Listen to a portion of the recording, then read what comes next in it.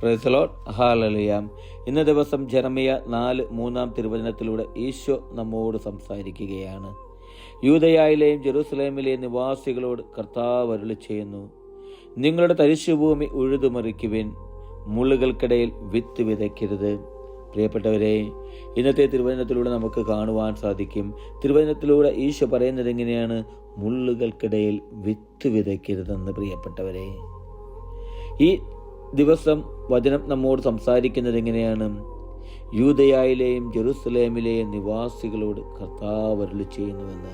പ്രിയപ്പെട്ടവരെ, അന്ന് യൂദയായിലെയും ജെറുസലേമിലെയും നിവാസികളോട് അരുളി ചെയ്ത അതേ കർത്താവ് ഇന്ന് എന്നോട് നിങ്ങളോട് അരുളി ചെയ്യാണ്. പ്രിയപ്പെട്ടവരെ, നമ്മളിലേക്ക് നോക്കി നമ്മോട് സംസാരിക്കുന്ന ദൈവത്തെ നമുക്ക് കാണുവാൻ സാധിക്കും ഈശോയുടെ തിരുമുഖത്തേക്ക് നോക്കുമ്പോൾ. പ്രിയപ്പെട്ടവരെ, വചനം പറയുന്നത് എങ്ങനെയാണ്?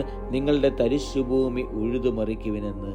പ്രിയപ്പെട്ടവരെ, നമുക്ക് കണ്ടെത്തുവാൻ സാധിക്കണം ആ തരിശുഭൂമി ഏതാണെന്ന്.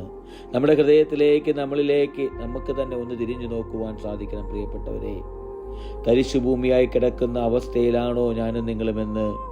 ഉഴുതുമറിക്കേണ്ട ഒരു അവസ്ഥയിൽ കൂടെ കടന്നു പോകുന്നവരാണോ നമ്മൾ ഓരോരുത്തരുമെന്ന് നമുക്ക് നമ്മളിലേക്ക് തന്നെ തിരിഞ്ഞു നോക്കുവാൻ സാധിക്കണം. പ്രിയപ്പെട്ടവരെ, ഈശോയാകുന്ന രക്ഷകനെ സ്വീകരിക്കുവാനായിട്ട്, ഈശോയാകുന്ന രക്ഷകനിലേക്ക് ചേർന്ന് നിൽക്കുവാനായിട്ട് എനിക്കും നിങ്ങൾക്ക് സാധിക്കണം. പ്രിയപ്പെട്ടവരെ, പുത്തനൊരു ഹൃദയത്തിനുടമയായി ഒരു പുത്തൻ ജീവിതം പുനഃസ്ഥാപിക്കുവാൻ എനിക്കും നിങ്ങൾക്ക് സാധിക്കണം, ദൈവത്തോട് ചേർന്ന് നിന്നുകൊണ്ട്. പ്രിയപ്പെട്ടവരെ, അതോ ഞാനും നിങ്ങളും മുള്ളുകൾക്ക് ഇടയിൽ കുടുങ്ങിക്കിടക്കുന്നൊരു വിത്താണോ എന്ന് നമുക്ക് ചിന്തിക്കേണ്ടിയിരിക്കുന്നു. പ്രിയപ്പെട്ടവരെ, ആ മുള്ളിൽ നിന്നും, ആ മുൾച്ചെടിയിൽ നിന്ന്, മുള്ളുകൾക്കിടയിൽ നിന്നും പുറത്തേക്ക് കടന്നു വരുവാൻ നമുക്ക് സാധിക്കണം. ഏതാണ് നമ്മളിലെ ഉടക്കി കിടക്കുന്ന മുള്ളെന്ന് നമുക്ക് കണ്ടെത്തുവാൻ സാധിക്കണം. അത് എന്തു തന്നെയുമാകട്ടെ, ഏത് പാപ സാഹചര്യങ്ങളിലൂടെയാണോ ഞാനും നിങ്ങളും കടന്നു പോകുന്നത്, ഏത് വിധത്തിലുള്ള മുള്ളുകൾക്കിടയിലാണോ നമ്മൾ കുടുങ്ങിക്കിടക്കുന്നതെന്ന് നമുക്ക് കണ്ടെത്തുവാൻ സാധിക്കണം.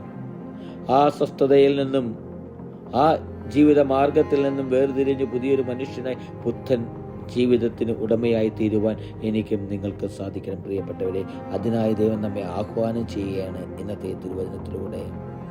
ഈ തിരുവചന ഭാഗത്തിലൂടെ നമ്മൾ കടന്നു പോകുമ്പോൾ ദൈവത്തിൻ്റെ വലിയൊരു അരുൾപ്പാടാണ്. പ്രിയപ്പെട്ടവരെ, ദൈവം നൽകുകയാണ്. നമ്മളെ ഉഴുതുമറിച്ച് പുത്തൻ ജീവിതത്തിനുടമയാക്കി മാറ്റുന്ന ദൈവത്തെ നമുക്ക് കാണുവാൻ സാധിക്കും.